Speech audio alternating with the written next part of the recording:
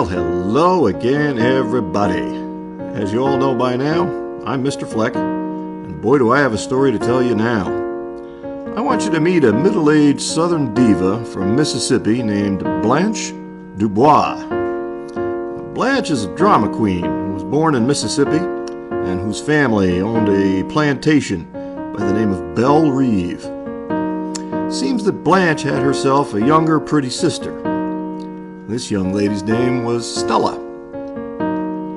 Well, Stella confounded the family plan by moving out of Mississippi and getting herself married. And when she got married, she and her husband moved to a completely different state. In fact, they went to Louisiana, to a little musical town known as New Orleans. I'm sure you heard of that one. Anyway, this left Blanche back at Belle Reve to deal with a great number of issues.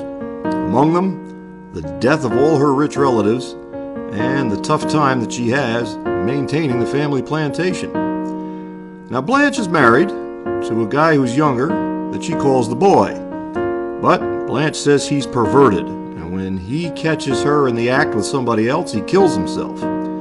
As a result, Blanche becomes promiscuous. And to make money necessary to try to save the plantation, she ends up working as a school teacher. But Blanche, being Blanche, ends up having an affair with one of her students, and that does it for that job. With no place else to turn, she finds herself in a seedy hotel out at the edge of town. And there, she meets all kinds of, shall we say, gentlemen callers, getting her thrown out of there. With no place else to go, and Belle Reve now completely lost, she decides that she's going to go to her sister for help. So she ends up in New Orleans.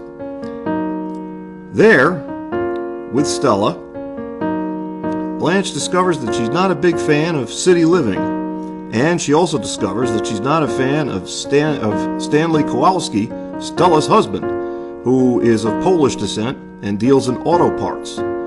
Stanley is curious as to exactly what happened to Belle Reve.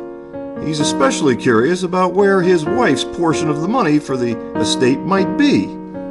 Blanche, meantime, has all kinds of issues with the brutish Stanley, who she doesn't believe comes up to her sister's standards.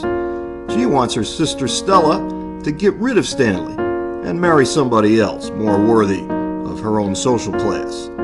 But Stella loves her Stanley, and in a further complication, she's already a month pregnant with their child.